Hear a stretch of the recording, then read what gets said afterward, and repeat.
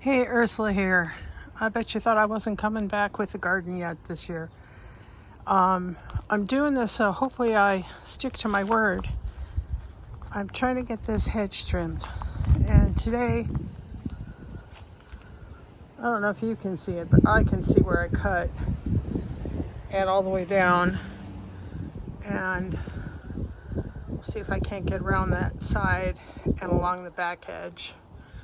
I don't know if I'll be able to get this side at all because that's where the skunk hole is, but I'll get as much as I can from the front and maybe I'll be able to get back there. We're actually going to talk about some of the weirdest things that have been going on. Besides the cardinal really liking this is nightshade. And I gotta get that out of there. But they really like the berries and I really don't want that spread. I ended up with the strangest harvest out of this bush. Really, truly. As I'm trimming, you'll never believe what I pulled out of this bush. It's the weirdest damn thing. I'm gonna show you this. This is what I harvested. That came out of the bush. No idea. I wasn't hammering anything out here.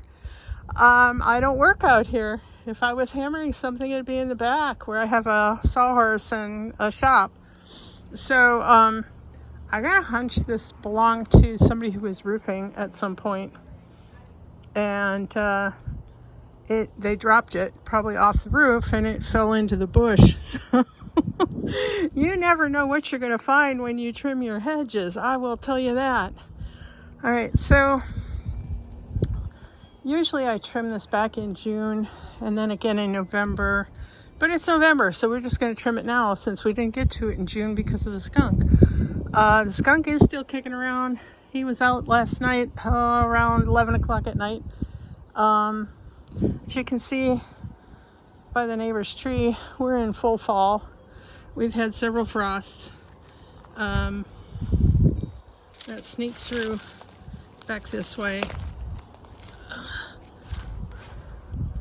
In through here, I planted yellow irises amongst, we have one hollyhock that survived, and of course we have purple coneflowers.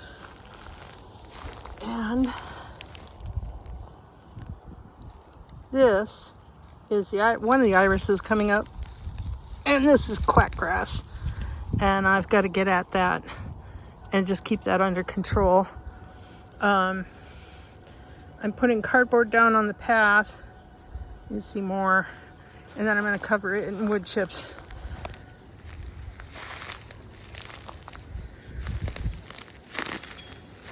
We have a winter garden underneath this, and the white isn't so much for the frost as it is for the deer, although we have had a couple frosts. You can see the fig is just starting to succumb to the frost, and we've gotten quite a few figs. We might get a few more off of it. It's gonna be it went down to 32 this morning. At least when I got up it was 32, so we're getting there. About a month late, but we're getting there. Yeah, just the weirdest darn weather that we've ever had. Still no rain. Fire warnings are up all over the area. Absolutely do not burn anything. And I've been watering. I still have the hose on. It didn't really truly freeze along the base of the house. So underneath here, I've got carrots. These are a fast-growing carrot. They're short. They're like the Parisian style or their little finger style. And they've been doing fine. I've pulled some peas off already. These are snow peas. And they're really tasty in stir fries. Everything else through here that you can see is purple dead nettle. It's just not real purple right now. But this is purple dead nettle. that is dill. I put dill all around here to kind of keep the deer away. And then my big, I guess you would say my win this fall is I got lettuce going. Oh, look at all those peas. Oh my goodness. I'm gonna have to pick some of those. But yeah, I've got some romaine lettuce, and I've got another kind of lettuce. I think it's called Merlot. And I also have some giant spinach in here. And it makes a lovely, lovely addition to a salad. It's not a lot, but it just puts a pop of color and also a pop of nutrition. Different colors give you, I guess they call it anthocyanins. It's just plain eat the rainbow. It's good for you. So we're doing that. I'm gonna have to come out here and pick these peas. Anyway, that's what's underneath here. Put a clip on that. It's kind of breezy. And like I said, that just keeps the deer out for now. I'm gonna have to lower that come winter. I have hoops in there so that the cloth can lay just above the plants. Currants are really crunchy right now. They are not happy about the drought, but it's also fall. It's normal time for them to lose their leaves. Blueberries are looking good for fall. This is normal for them. They have very rich soil, a little higher acidity, and it's doing really well. I put in a fence here. A little later, I'm going to be moving some strawberries in this from the backyard up front here, and I'm going to try and encircle this whole thing with fence and see if we can keep the deer out. The outer edge is not going to have 3-foot high fence. It's going to have 6-foot high fence, but I will put an inner fence of the 3-foot in there, and the deer should not jump that because it's too wide apart for them to actually make the jump and safely land, because there's a tree right beyond it, even though the tree is pretty much dead.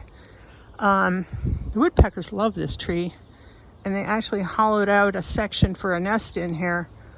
So we're gonna leave the tree for now, and if I need firewood, I know where to get it because this is dry.